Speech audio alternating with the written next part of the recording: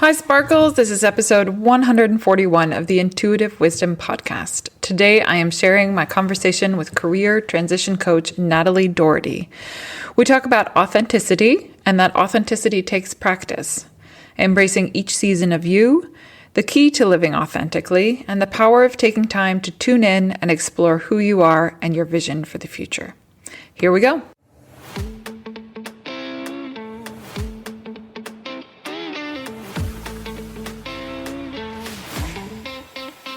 Hi, and welcome to Intuitive Wisdom. I am your host, Kay Margaret Solorio. I am an author, spiritual teacher, and certified Angel Reiki Master. I believe that all the answers you seek are inside you.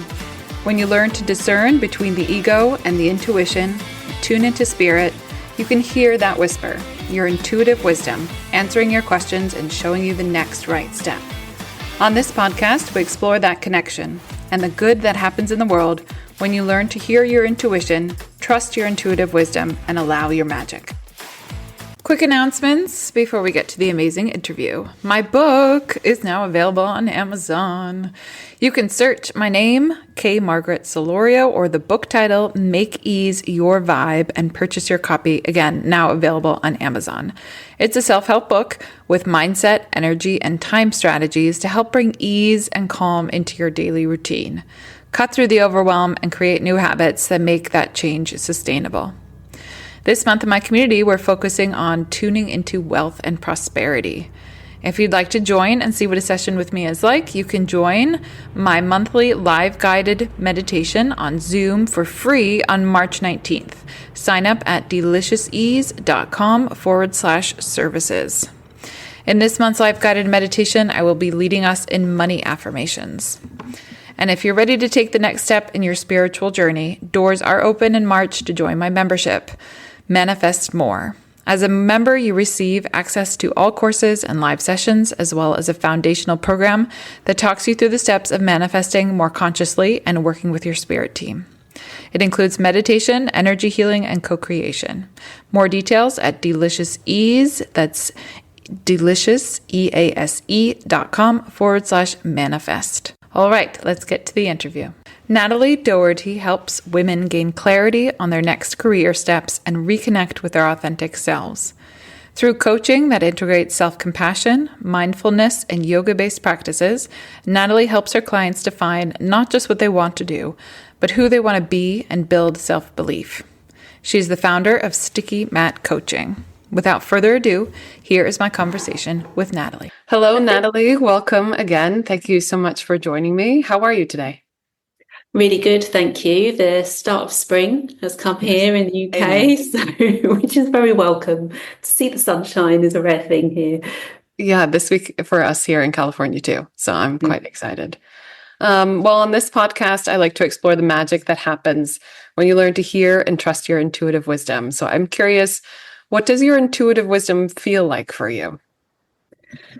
Yeah, I love that concept. I think for me, it's about a sense of almost slowing down and finding a sense of softness within yourself and creating that space to really listen in, I guess, more towards my heart space, but also something a little bit deeper that I'm not quite exactly sure what it is.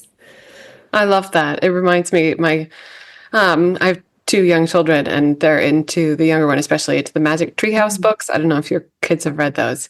And No. it gives a little, they're historic fiction, gives a little snippet. And the one we were listening to the audiobooks lately in the car on the way to school, and this morning was on Roman history and Marcus Aurelius, and this concept too of journaling and noticing the beautiful things in life, but the point was the slow things, like you just said. So like in all the busyness and all the things that we accomplish, but noticing, like one kid pointed out, the way the sun streams through the trees, or, those are all things you have to slow down to see the dew on the spider webs and things. That's something we saw this week too. So I really appreciate that. Well, kind of related, we've started talking about seasons. On your website, you have a saying, embracing each season of you. And I really appreciate this. I was actually just having a conversation this morning about up-leveling with someone, and it kind of speaks to that too. But in my current personal development work and mindfulness studies, it's come up that as we change and we grow, we remember who we are and who we want to be, kind of realigning and reconciling that it's actually not beneficial. And this is what I did at first, to completely deny your previous self. Mm. So I'll give another personal example. I go by K. Margaret Solorio as an author and on this podcast. My first name is Krista, which is what I've known in most of my current life as. But for me, Krista weighed down a little bit. She didn't quite accomplish what I was going for. So it worked well for me to say, I acknowledge you, here's the K, but Margaret's going to take it from here. So I like K Margaret now. But then I was thinking about it. I don't have to deny everything that she did. She got me here, Mm. so to speak. So kind of, I'm curious what you see when you help your clients reconcile those different parts of their wants in their lives. Yeah, it's interesting because it's actually been something that's been on my mind recently. I don't know if you've seen the trend, at least on Instagram, when people are posting that I met my past or younger self for a coffee recently. Huh? Um, and some of those just really haven't sat right with me. And I was thinking, is this something I want to post myself? And actually, the answer is no, because I wouldn't meet my past self for a coffee. Firstly, she probably wouldn't drink a coffee. But secondly, I also think I've hit a place in my own life where, I have found a bit of peace and acceptance. And actually, yes, younger me probably did things now that make me cringe and I wish I hadn't done them. But I wouldn't want her to change a thing. I would want her to lead her own path and to not necessarily see the full future. And this is really something I try and draw in with my clients. And I think there's two things or two ways, I guess, that I really try and do that. One is so alongside the coaching, I pull in all my yoga teacher training experience.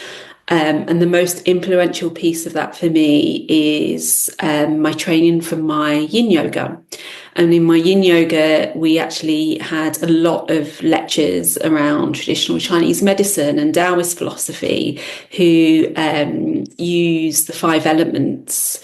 And these are slightly different to more traditional yoga philosophy, but they really draw on the phases within nature, and it's a whole cycle, and it really tries to teach us that we go through this cycle, this yin and yang, these more wintry seasons, which are water, where we draw inwards a little bit, and then we start to come outwards, which would be more akin to spring, and we kind of then gather with others over the summer, and then we start to harvest all that enjoyment of the summer period, the sunshine. And then we move back into the fall, where it's more about letting go. And then we start all over again. We come inwards. And I think that really resonates to me with that whole piece of having to accept all parts of ourselves. One thing that I added quite fairly recently to my practice, which was definitely the missing piece, is more self-compassion. And that was with a mindfulness concept within it. And for me, there's something really there around, meeting all parts of ourselves with kindness and compassion, and remembering that we are human, and to be human is to be flawed, really. And can you almost celebrate all parts of yourself and release what you no longer want to take with you, but celebrate it at the same time and thank it and have gratitude for it, and meet it with kindness and compassion. I love that. Acceptance, but also Mhm.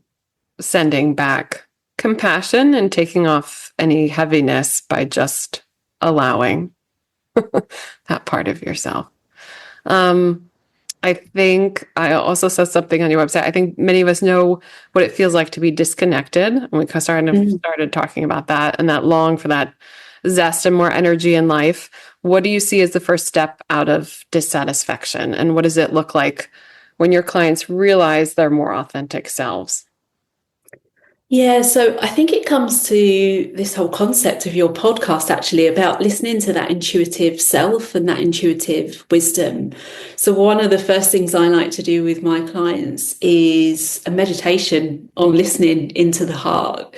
And we spend so often, I mean, how many times a day do we probably ask other people, how are you?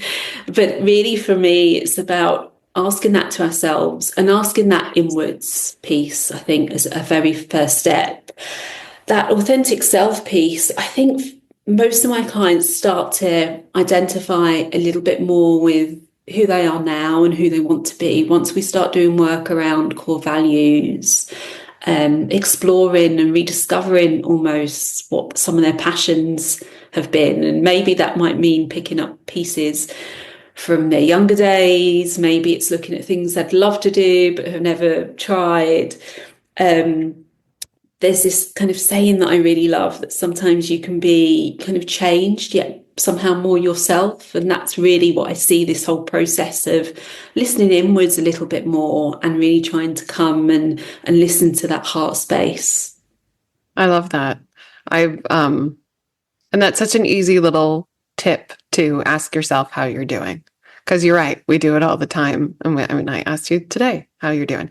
And so to ask yourself, yesterday reminds me, yesterday I was cooking in the kitchen. My daughter was doing her homework at the kitchen table, and I'm getting over a cold. So I've got a lot of goop in my head and it's loud. So I was talking to myself out loud. And she goes, "Why are you asking yourself those questions?" And I said, "Well, I can't hear the answer inside my head. So I'm going for the ears, picking up on what needs to be done next." She just kept laughing at me. But same kind of idea. If you can't hear your inner self, how you are doing, then to take the time and actually ask and see what the response is.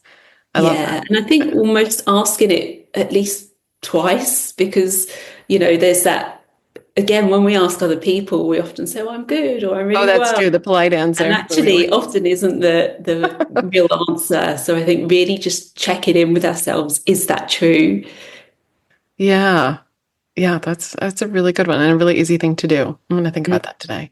Um, so do you find women you work with that also need to grieve at all of their past selves or what won't be or what turned out differently, like when they're kind of reconciling this, who they were, who they are, who they want to be?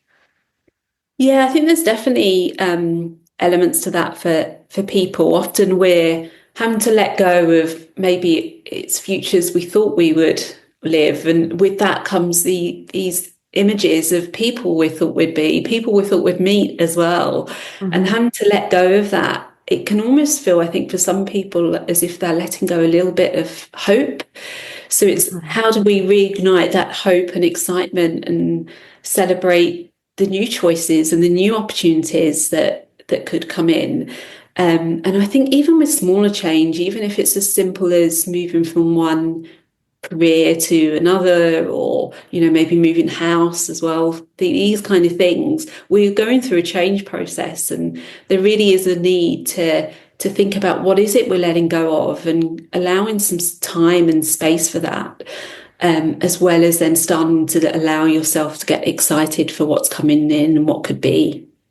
Yeah, I love that because I think so. I lead monthly meditations and I had somebody join a meditation recently who kind of at the end kind of felt grieving. And I was like, "Oh, I feel like you're grieving what could have been." But also, what I realize is sometimes when I feel like that, letting go is such an opportunity because you're also letting go of these limitations you've put on the universe of like, Mm, my happiness will be expressed in this way only. yeah. And then And it, opening up that door, going, "Oh, I can have that feeling or that experience, but in a different way." Yeah, and it comes back to that, that those five elements that I was talking about. One of them is metal, which is all about letting go. And Hmm. traditionally, in a typical climate like where you are or where I am, it's that fall season where, and you can see in nature, the trees just do it naturally. They release their leaves, they let go, they know that they have to release those parts to allow space for the new buds to come in the new season, and to rest and to allow all the nutrients to come in through the soil over the winter period, the water period in the five phases. I feel like that comes back to acceptance too, because I feel Mm, like a lot of times when we let go or we talk about letting go and the sadness that comes with it, it's forgetting that that is part of the seasons. mm, Like you said, you can't make space for the new buds if they don't let go. So it's just part of the process. It's not a loss, yeah. so to speak. Um, what do you feel is the key to living more authentically? I think for me, it's definitely that inner work, which I think can look very differently for different people. But really starting to just take that time, as we've said, to come inwards a little bit, explore who you are, explore some of the things and experiences that have made you who you are today. And again, accepting them, making them part of your life. But really thinking about where is it I'm headed in future. I think there's also something for me around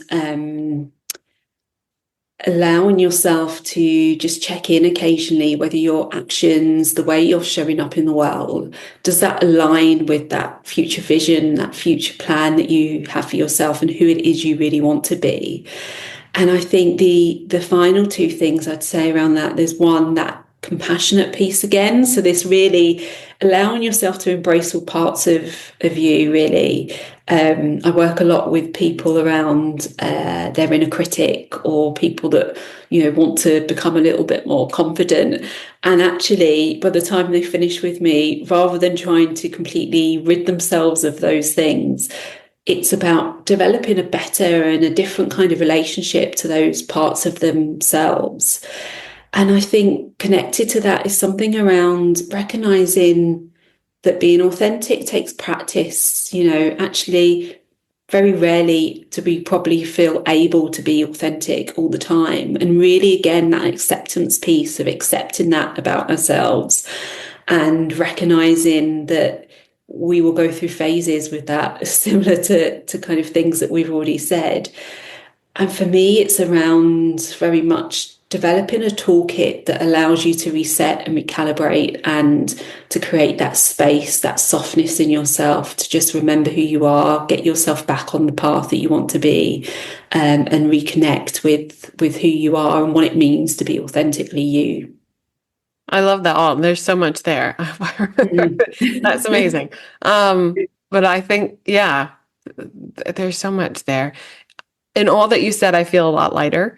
I feel like all that you said brings, I'm going to repeat myself, brings the lightness, but also takes away the heaviness because there is this expectation of, oh, I don't like who I've been, or I know I could be more, or I miss doing things that are having more joy. And it feels like it should be a flip of the switch. And it's not. And it's more reorienting yourself. And so that's each step of the way. And I think you also said in different words, giving ourselves permission to pivot and accepting that since it is one step at a time, every step might be in the right direction, but might not feel like a big leap, or it might not be obvious. It sounds like, but more just not to worry so much about changing everything right away. I guess because so much of the change happens inner, so it might not be obvious Mm. Yeah. right And away. also, I think, who we are changes Oh, not to mention that, yeah. so Oh. often. So for me, there's a real piece. I often have to just check in with who I am, where am I headed, what do I want, what does it mean to be me right now, and what does it mean to be me in this situation? And I think that Hmm. just changes so much throughout our lives. Coming back to that seasonal ness of our lives again. And so we just have to be kind with ourselves and recognize that and sometimes go with the flow a little bit and be willing Yes. to and change with that and recognize that that's a natural thing for us to do.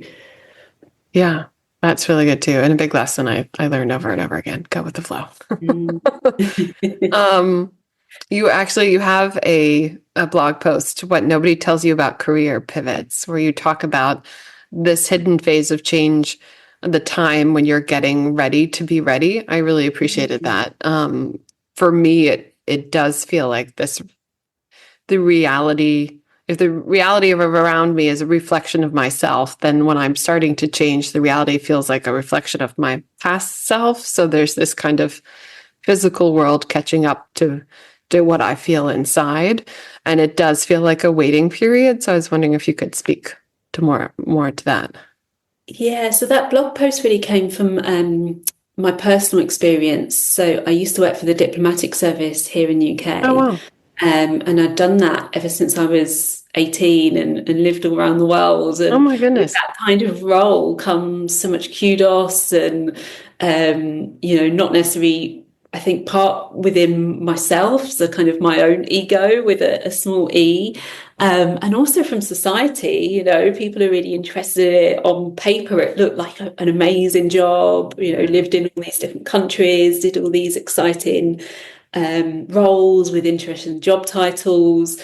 And there was really a piece around having to let go of that ego side for myself and that pressure from society, and to put aside and let go of what other people would think of me no longer doing that and maybe doing something a bit different.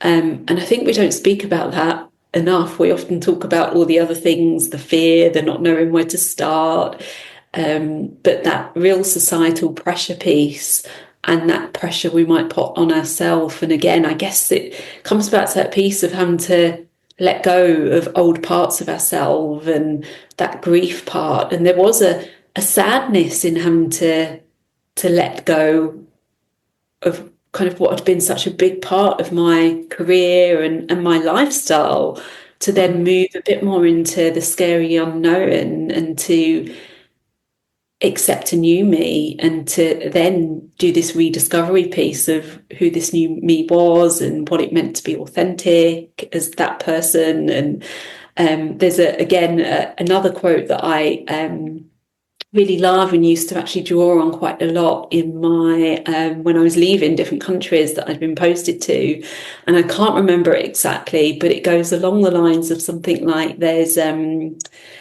that you get a strange feeling when you leave a place, because it's not just the people and the place you'll miss, it's the person that you were whilst you were there, because you will never be that person again. And in my experience, that's so true. And I think that's also really true when we're going through periods of change. You almost have to be willing to let go of this version of you that existed, because you're about to create a whole new version. And that can be really scary. And you have to let go of that as best you can and allow yourself to start to celebrate and get excited for what might be to come and who this new version of you is going to be. I love that. I feel like it is really a bit of your identity, isn't it? How you present yourself to the world.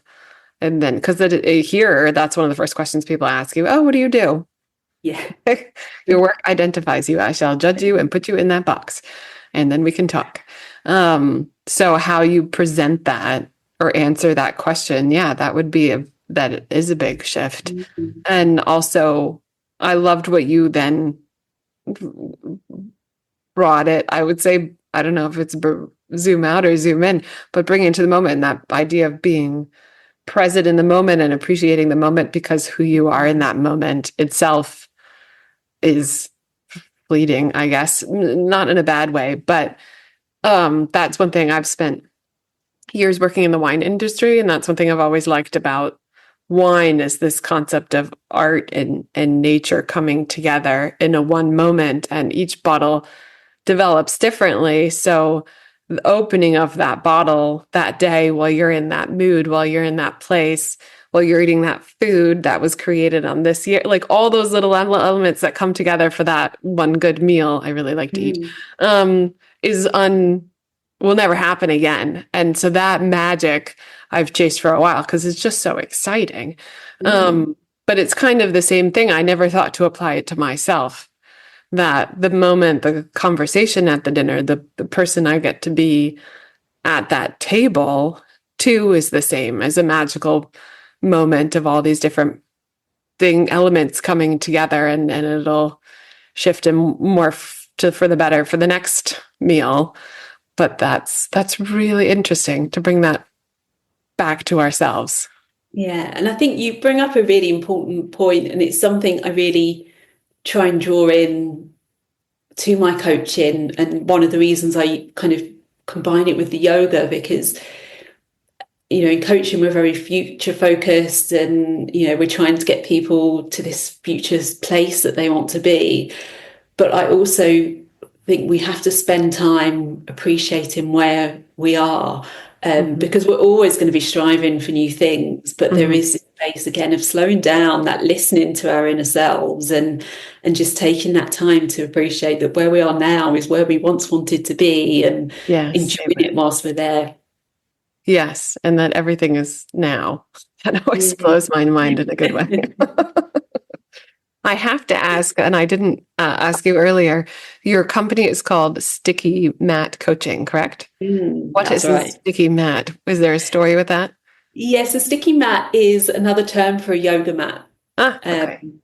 And I was trying to really bring together the whole concept of yoga and coaching, and starting to think about what that looked like. And one day that name just came to me, and I thought, this is perfect. But I also think it's great because I try and help people that are feeling a bit lost or stuck, particularly in careers and around midlife, maybe. And for me, again, it's about, it speaks to that time of when actually we feel quite stuck. The newsletter that I send out every month is called Sticky Matters, and actually it's about getting unstuck and moving forward. So for me, it just was the perfect name. It really is. And when the first time I heard it, I didn't know where it came from, but I was thinking, like, if you had a sticky mat and stuff get stuck to it, it's almost like a safe place to leave things. Or to work through things, because it's like you're there in that isolated space on a mat, Yeah, I hadn't thought of that, but actually that's really, that's right. Yeah, that's great. Well, is there anything else you would like to add? I think the only other thing I would add is, with all the stuff that we've spoken around, that really listening inwards and coming towards that authentic self, as well as the managing things like the grief and the need to let go. For me, it also is about helping release the overwhelm that can come when we're trying to become one version of ourselves to the other, and not knowing what the path might now look like once one path is seemingly closed. And it can be really overwhelming. It can almost be too many choices to be made. So I think really allowing yourself to listen in, to recognize what it means to authentically be you, can really help you reduce some of that overwhelm and reduce the options, and start to narrow down the options that are most right for you. I love that. And I agree. It can get very overwhelming. It can. Well, thank you so much. Please tell us the best place to connect with you and your work. Yeah, so they can head to my website, which is the 3Ws, stickymatcoaching.com. And on there, they can subscribe to my monthly newsletter that I send out, Sticky Matters, and also find me over at Instagram. And again, that's at Sticky Mat Coaching.